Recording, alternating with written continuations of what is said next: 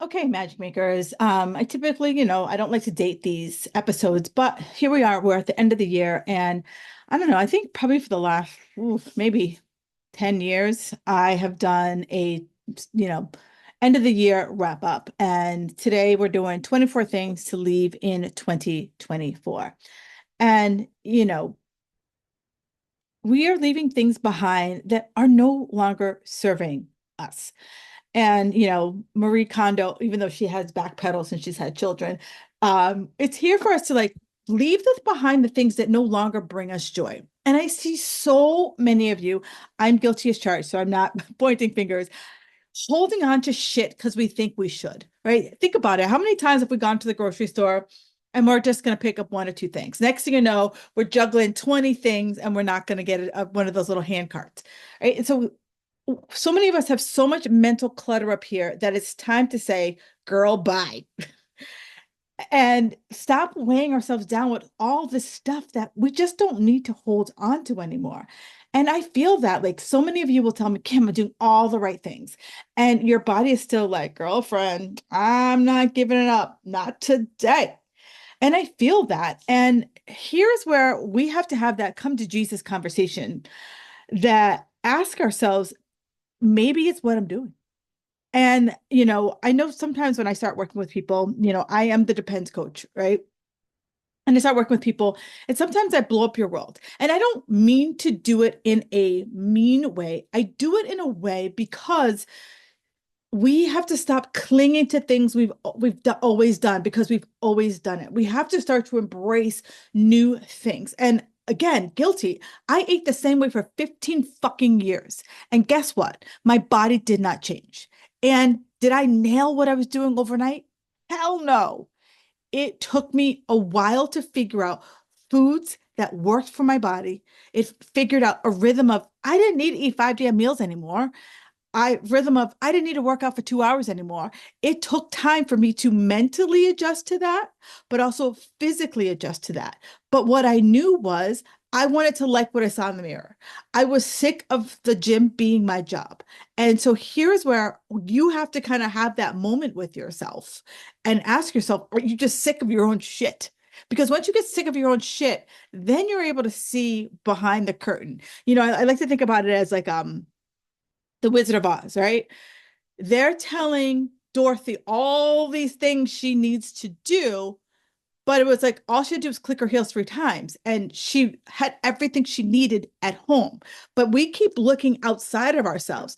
Oh my God, I need this diet. Oh my God, I need this workout. Oh my God, I need, versus just sitting in ourselves and saying, what is actually working and asking that hard fucking question because I know diet culture taught us we got to hustle, we got to grind. It has to be freaking miserable in order for us to find success. And I'm going to tell you hard no, right? It no longer has to be hard. I want working out and eating to feel effortless, not feeling like I have to go through and scan through some fucking list. Or is it good? Is it bad? Or beat the shit out of myself because I had one more pecan than I was supposed to, right? That's not what this is all about. So now let's say with me up front, even if you look weird doing this at the gym or wherever you were listening to this, you're not going to get this all right now. And guess what? That's okay. This is the year you start to give yourself grace over perfection.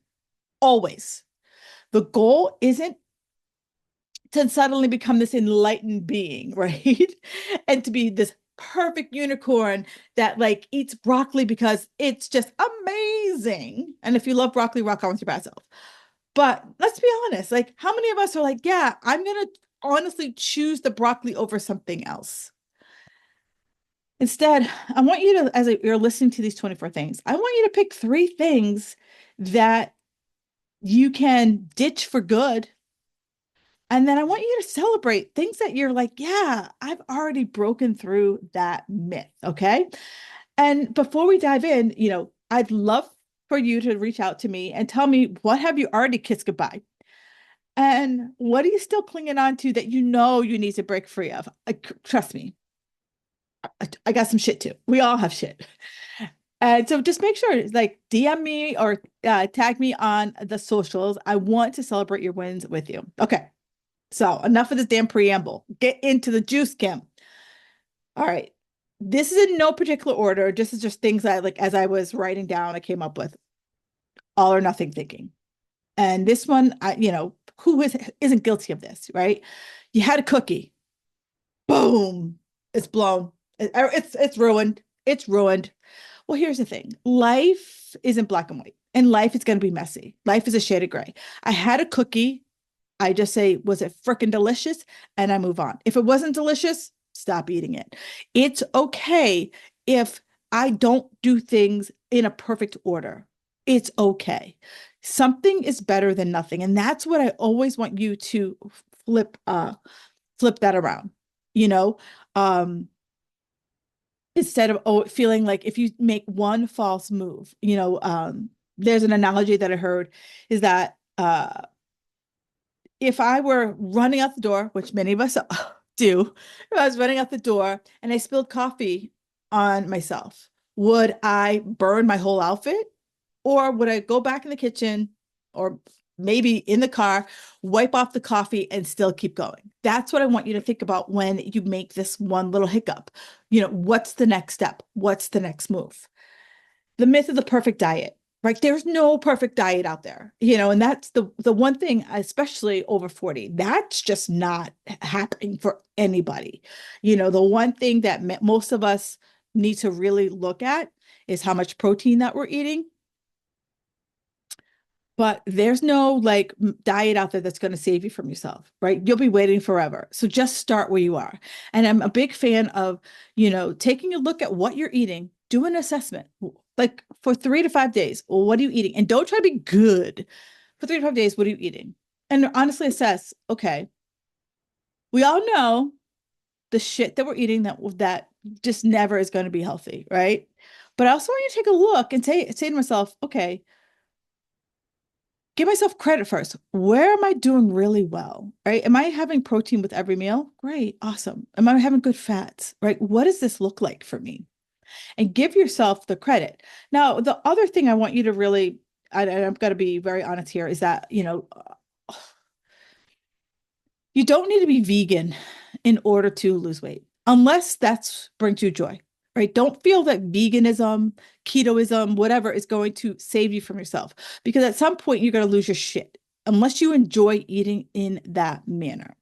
I do believe that unless you have some uh, moral issue with animals, women over 40, we need some form of protein. We need it. We absolutely need it because we are fighting muscle loss. Okay. And if you need help and support in trying to figure out your whole nutrition, all that, reach out to me. I am more than happy to help you figure that out. Third, overcomplicating, right? We can overthink like nobody's business, right? Your meal plan doesn't have to look like a college thesis. It's about how can we simplify it? And as a coach, I don't give meal plans. I don't do that. The best you can get from me is that every month in my Fit Girl Magic Society, I will give you recipes and there will be a meal plan associated with the recipes, but that's it. The days of here's a meal plan, I don't do that anymore because what I found is that it teaches you not to think, right? You're beholden to me to tell you what to eat. And I want you to start to learn how to trust yourself, right? Build that self-trust muscle in you. Because if God forbid, there's something on that meal plan that your grocery store doesn't have, or you're traveling, or you're at a friend's house and you are like paralyzed because you couldn't find whatever it is, I don't want that for you. So the goal here is, how do we make things effortless? How do we make things simple? And the way I found to help you with that is like take it down to the bare bones. Come up with, I work with you a lot to come up with your non-negotiables, because that is how you know that you're staying the course. That is how you don't make yourself nutso. All right. The scale doesn't dictate your worth. And I am not someone who encourages you to step on the scale. If stepping on the scale like totally messes with your mind, get off that damn thing. Get off right now. But if you're finding yourself that it helps you, great, it's all right. But the number is just data, right? And what happens is we put emotion in it, and you have to separate yourself from the data. And so the scale is going to go up and down every single day. That's just how life works. And you are not going to stay, I'm making this number up because you know I'll do math. I'm not going to stay 150 pounds every single day of my life. That's not how it's going to happen. One day I'm going to be 152. One day I'm going to be 148. One day I might be 155. One day I might be 150 on the button, right? You're the scale, there's so many variables that go into the scale. Am I pooping? How much water did I have? Did I have a big meal? Um, am I stressed out? Am I underhydrated, overhydrated? Am I getting my period? Like, am I on a different scale? Did I eat a meal before? Do I have clothes on? Do I not have clothes on? So many things dictate that scale. And this is what I want you to leave with. You are not a math problem, right? I much rather see you focus in on picking an outfit that you've worn in the last, let's say, 3 to 5 years, and see getting back into that outfit versus what that scale is telling you. Next is punishing workouts, right? I literally just got back from the gym, and I took a class, and I saw this guy, Brian. And I was like, "Oh, Brian, you going back into class?" And he's like, "Yeah, I have a wedding, and I got to fit into this suit." Right. So it happens for men and women. And so exercise is not penance. You want to move your body because you love it. You want to move your body because you know that when you leave that workout, you feel better. You know, when you leave that workout, you are in a better mindset, not because I ate something or I'm trying to fit into something and I need to like hustle and grind and push and whatever to get myself to a goal. Let's let's leave that in 2024. Hell, let's leave that in 1999. Okay. Skipping sleep so we can hustle more. I see this all the time. My early morning folk, I love you. I have a client who gets up at 4:30 in the morning, like 4:30. At 4:30 in the morning, I'm peeing or just turning over. She gets up at 4:30 in the morning and she goes to the gym. And I was like, are you ever tired? She said, yeah, sometimes. But she's like, it's the only time I can work out. And for her, I tell her, I would rather you go to the gym 3 days a week and not be tired than drag your ass out of the bed 5 days a week so that you can get a better workout, right? Because you can't out exercise crappy sleep. And sleep is, especially us ladies over 40, that is where like the clock resets on so many systems in our body. So many systems require that extra sleep. The second piece of that is that, especially, as we're working through this perimenopause, menopause phase, progesterone is wonky. And progesterone is what saves us from ourselves. Progesterone is that feel good hormone. Progesterone is that like kind of like that gives you that boost up hormone. And it just isn't as reliable as it once was. So I challenge yourself, if you are that more early morning workout person, I am. If I don't work out first thing in the morning, it's hard pressed for it to happen. Excuse me. But I want you to think about, I need to get that 7 hours of sleep. And if I'm unable to get that 7 hours of sleep, I want to say either go to the gym later or skip that day. Stress, badge of honor. Ugh. So many people have the busy badge, the stress badge. This is just my life, Kim. I can't control my life. And I am a recovering stress ball. If there are meetings, let me know. I will attend. And I really was in the hustle game, right? I taught 14 plus classes a week, plus personal training clients, plus a full-time job. That was my life. I barely had time to sit down. And it took a toll. Like I didn't realize how much of a toll it took on me until I packed on 30 pounds and I couldn't get it off no matter what. It was because I was living in pure flight. That was my whole world. And I just was like, I was such a flight person. Flight was all I knew. And I was pressing on that stress button like nobody's business. And I got to tell you, what made me slow down, it was that I just hit the wall. right? I hit the brick wall going 100 miles an hour. And I got to the point where I did not give a fuck about anything. And I don't want you to get there. So the first thing I had to do was decide what could I control and what couldn't I control.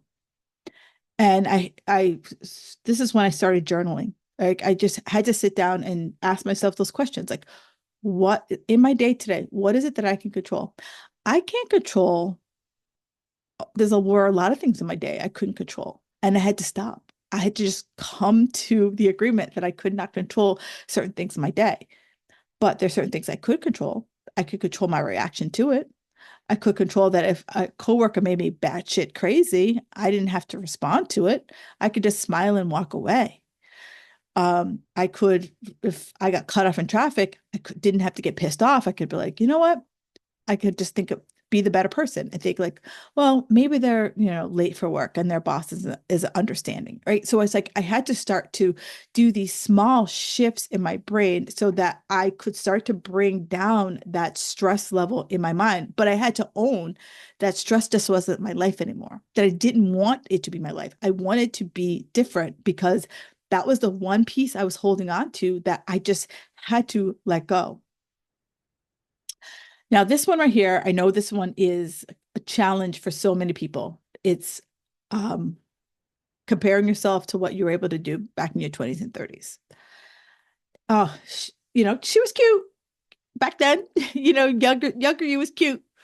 But now I hope you are so much wiser, it's so much stronger and way more fabulous. You know, the one thing that you've gained over these several years, I hope, is wisdom, right? Wisdom into knowing what you were doing before probably wasn't sustainable. I know me and my 25-year-old self, like the 2-hour workouts aren't sustainable anymore. And, I have a client who I've been fortunate that I've worked with her for over a decade. And, when I met her, she didn't have any kids. And she's like, oh, Kim, I used to be able to do this, that, and everything under the sun. And it's like, girlfriend, you got 3 kids, and one of them is special needs. So there's no way you go to the gym. And so you need to forgive yourself and give yourself latitude that, you're keeping these kids alive. And let's find a way to help you feel comfortable and confident in your body, knowing that it's okay that you are doing what you're doing. Doing it alone, right? I see all of us. Trust me, I am the most independent, stubborn person you'll ever want to meet in the entire planet. I hide it well, but doing it alone, right? I like don't feel that you have to do it alone. Here's the thing, as a coach, my goal is to help you see through what you can't see through, right? It's we as a person, I can't see the trees for the forest in my own life. And I've always worked with a coach when I feel stuck. I know a shit ton of stuff. However, as a coach, having a coach, it's really nice to be able to have a conversation, a back and forth. And if you coach with me, you realize that like I don't tell you what to do. I'm like, okay, you get to choose, right? Because I want you to start to develop self-trust that you're not so reliant on a coach, but you're also not reliant on a plan. Someone to give you a plan for you to execute. I want you to have this back and forth because I want you to have ownership. I want you to own it so that you don't feel that you are in it alone. You feel like you have some agency, but you also have someone who's got your back. That if you trip, someone's going to be there to catch you when you fall. It's more like do you ever have a shit? If you were riding a bike, right, and you were trying to learning, and the training wheels just came off, and someone's holding onto the back of the bike. That's what I want you to think about. I'm holding on to the back of the bike. Detox teas and quick fixes. Like, here's the thing, right? How many quick fixes have you chased, and how many times are you back at square one, or maybe back at square two, right? They don't work. They're too good to be true, right? If it's possible for you to lose 20 pounds in 20 minutes and keep it off, I would be the first person like on like carrying the cardboard and saying, it's possible. It is not possible. Here's what I know. Slow and steady wins the race. And it's painful. It sucks that you can't lose 20 pounds in 20 minutes. If it were possible, like I said, I would be the first person to tell you. But here's the thing. How much more can we wreck our metabolism than we've already wrecked it? Two, our hormones are in a hot, steaming mess. And so I would rather you start to say, how can I be more helpful to my metabolism? How could I start to repair and rebuild my metabolism so that I am never thinking about dieting ever again? That's what I want you to think about. Now, this one right here, so many of us talk about it all the time, but ignoring strength training, right? Cardio feels good. I can hop on my Peloton and ride until, I'm blue in the face, but it's lifting heavier weights, something that's heavier than your purse. I want you to think about picking up a toddler. The average toddler is probably 20 to 30 pounds. Picking up your dog. Your dog could be a lab and it's 100 pounds, right? Picking up the dog food, the cat litter. That's what I want you to think about. How can I keep living my life as actively as possible? And strength training is what is going to enable you to do that. Skipping protein, right? And I know right now everyone's on the protein bandwagon. It's the secret sauce to one helping you feel fuller. It helps you feel satisfied and satiated, but also it helps to build in that muscle process. And so think to yourself, look at what your food is eating. What are you eating for food? And see if you can add 1 more ounce of protein, another half cup of if it's Greek yogurt or cottage cheese or something that you measure in a cup. See if you can add just a touch more and see how you feel, right? Because, the women who have asked to eat more protein, they reported feeling fuller. They reported being able to go 3 hours without having to eat a meal. Um, Drinking your calories. It's really easy to go to the Starbucks and get the Mocha Loca Laca and get the Venti Trenta drink. It's really easy to do that, but it's not going to help your belly fat. So here's where we'll start to prioritize the water. Right? I'm not saying now have coffee. Like I need coffee to start my day. I absolutely need it. However, I'm not loading up my coffee with creamers and sauces and all that other stuff, right? From time to time, have at it, but shouldn't be an everyday occurrence, multiple times a day. Negative self-talk. I see it all the time. Like, so many of us can beat the shit out of ourselves, right? Our inner child, our inner voice is like a nightmare, like just chirping away at us. And I would love for you to say, when that inner voice comes at you, like guns a blazing, I would say, like, would you say that to a friend? Start to talk to us the way we would talk to a friend. Start to talk to ourselves the way we would talk to a toddler. Like if a toddler messed up, would you be like, hey, little buddy, you suck. Like, what the hell? Like, you're never going to get it. No, you'd be like, oh, let's try again. We could do it. Let's try it this way. Let's try it that way. Right. Instead of, going guns a blazing, let's just give ourselves a little bit more grace. Because here's the thing, we're learning, we're navigating new waters, right? It took you a while to get to the habits we are right now. And it's going to take you a while to break up with the habits you have right now. But I want, like, how do we start to navigate new waters, build new, like, neural pathways in our brain to show us different ways to keep this weight off?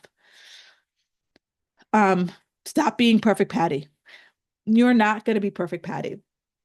You're not a robot. Life happens. Let's focus on how can I be consistent? And consistent is really the Fit Girl magic formula, right? Because it's like, how do I build these great habits that lead to routines, that lead to consistency, that lead to results? That's the formula. So it's all about perfect over there. But it's like, how do I start to have these days where like my habits start to become who I am? And when I have those habits ingrained, that's when the consistency happens, not when perfection. Because sure, I can have several really great weeks, and then I could have several really weeks. And then what happens? If I don't have a good week, that sucks. And then most of us feel like I have to go back to the beginning. Some of you can, like, have a bad week and go right back to where you were. Some of you are like, It's a sign. I gotta go off and find something else over here, right? So let's ask ourselves, what does it take to be consistent? Right? What can you be consistent with? And those are the hard questions. Endless cardio sessions. I see it all the time. When I used to work at the gym, I would see the same people come into the gym. They would walk in the door and our cardio equipment was upstairs. They go downstairs, change their clothes, go right back upstairs and hop on their favorite treadmill, elliptical, Stairmaster, whatever. But here's the thing. Less treadmill, more squats. Trust me on this. The more muscle I have in my body, the more calories I will burn at rest. This one right here, I think so many people are going to ignore. But here is where you get your motivation. It is your why. Being crystal clear on why this matters to you. And this is how it's going to help you to stay consistent because I live here in New England. It is now winter. It's really easy. I work out at first thing in the morning. It's dark. It's cold. It's real easy for me to just roll over and be like, yeah, I'll get to it. It's real easy. But I have a why. My why is one, I want to be able to button my pants. That's my number one why. I'm vain AF. Two, I want to be the example. I can't say to you, don't roll over, it's cold.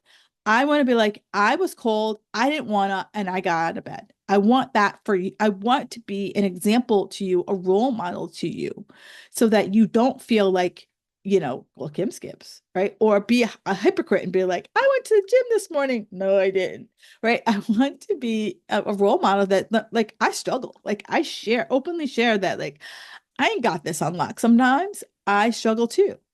And your why is your motivation. So many of us are like, oh, I'm not motivated. I need more discipline. I need more willpower. No, you need a why. You need to figure it out. And I have a client who I asked her, I was like, well, what's your why? Like, 'cause she's like, oh, Kim, I just can't seem to get my shit together. And I was like, well, what's your why? And she's like, I want to go to the beach and not feel like I have to cover up right there. I'm like, so when I'm laying in bed and I don't want to, that's when I ask myself that question. Like, I want to go to the beach and I don't want to cover up. And is this going to get me there? That's your why. Skipping the basics. So many of you guys want to do advanced math, advanced trig, but no one wants to do the basics. And the basics are what is going to get you, like, is when life gets crazy, and it always does, the basics is what I always want to pull you back to, right? So the basics is like water. How much water are you drinking? How much sleep are you getting? Are you getting in your steps? Are we getting in our protein, right?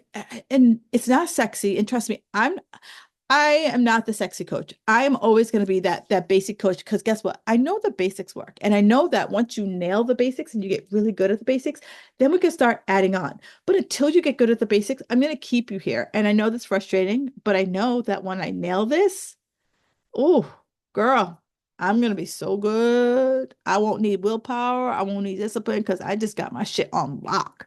That's what I want for you. Weekends, right? Here's the thing. One bad meal does not erase all of your good choices.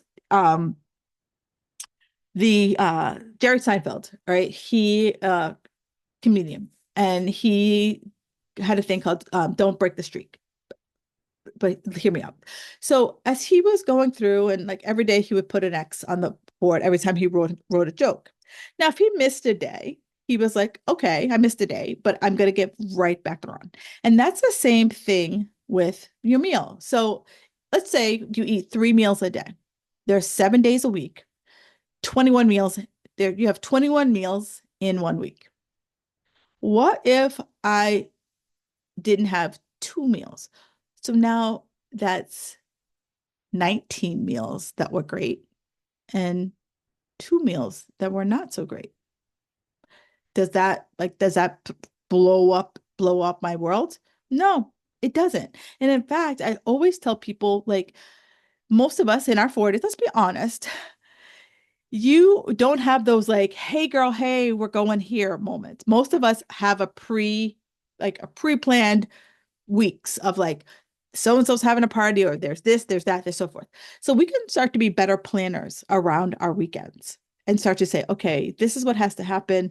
Oh, okay, I'm going to use this as a treat, but I'm going to be more mindful here, right? So that's where I want us to start thinking about when it comes to our weekends versus like, Jesus, take the wheel if the weekends happen. Um, and so I'd love to hear how you are handling weekends. All right. So we're last four. Hang with me, girls. Last four. People pleasing. And I see it all the time. People pleasing, and I'm gonna go slash boundaries, is that no is a complete sentence. And um I did a podcast on this years ago about tiger time. And my workouts are my tiger time. And I'm fiercely protective of my workouts because I know that it's one of the few times that I do stuff for me. I spend most of my day doing stuff for my clients, doing stuff for other people, but it's my tiger time. And I know that for many of you listening to here, we got kids, aging parents, more than a full-time job. And I want you to come up with some amount of time that you, even if it's 15 minutes, carve out that time for you. Because I promise you, if you carve out the 15 minutes of time for yourself, you're going to be like, I want more. All right. And my tigers, I have two tiger times. My mornings are my tiger time. I love a slow morning. I was the girl who would like get up and run out the door to teach a class. Get up, run out the door, train a client. Get up, run out the door. And I overslept one time and I slowly started to back away from my mornings. And when I started to do that, I started to really appreciate my mornings. And now it's like I get up, I have a nice cup of coffee. I journal, I work out, and then I start my day. And it just changed how I got into my day. Maybe you're like, girl, I can't do that. Great, no worries. Maybe it's lunchtime. Maybe you like carve out 30 minutes for you to actually step away from your desk. Maybe you go for a walk. Maybe you hide in the bathroom. I don't know. But you give yourself the time that is just you time. And you are no longer the people pleasing. And then also started to learn how to say no, no to shit you don't want to do. Maybe instead of baking the cookies, you freaking buy them. That's okay. Or maybe like, hey, no, this isn't a good time. Can I do it in February? And be okay with it. No is a complete sentence. Blaming your age. I see it all the time. Oh, Kim, I'm 40 something years old. I'm 50 something years old, menopause. Look, menopause isn't a destiny. It now is, I'm learning a new dance, right? If think about back in the day before the TikTok dances, Matt, remember we used to watch MTV and you were glued to MTV and whatever was on, you learned the dance, right? You learned the Thriller dance. You learned the Britney Spears dance. You learned the dance. We are now learning the dance. That's where we are right now. So no more blaming our age. It's just coming up with a new chapter and new strategies. That's where I come in. I'm working with you on new strategies. And again, you ain't going to nail it. You ain't going to be the perfect Patty, but we go back to the basics.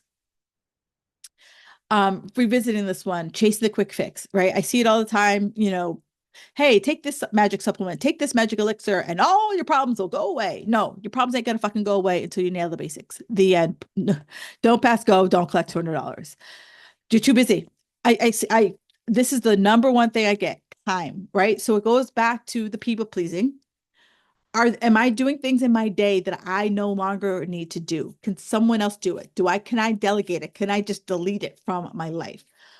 And then how do we start to prioritize you? And again, it starts with as simple as 15 minutes. I had a client who's a, very successful woman. She's like, Kim, I'm just so busy. And I'm like, okay. And she absolutely loved her dogs. And I said, could you just take, 15 minutes and just pet your dogs? Just 15 minutes. I'm like, and she like squirmed. And I said, how about five? 5 minutes, just pet your dog and not be scrolling on your phone. Just be like in the moment petting your dogs. And when she did it, she goes, it felt really good. Right. So I want you to start to get those feel good moments in your day and not get that high from being busy, right? Being busy Betty. And you don't last but not least, we've made it. We've made it to the end. You don't have to do it all, right? Pick your battles. Pick a few things that matter the most to you. I rattled off 24 of these things. I got 24 more. If you want to hop on my email list, I will email them out to you.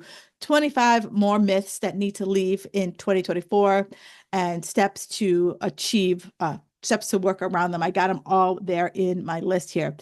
And now I hear this, right? So Many of you might be feeling overwhelmed, but I want to remind you, I asked you to pick 1 to 3 things, right? That's it. Small changes over time lead to big results. And don't forget to share what you're leaving behind. I want to know that just as much as I want to know. I want to cheer you on. I want to encourage you. I want to encourage you when you stumble. I want to encourage you when you've like cleared that hurdle. All right. So here's to make it 2025 an amazing year. And let's go get our magic makers. And I will see you in 20. I'll see you in 2025. Enjoy the rest of your year.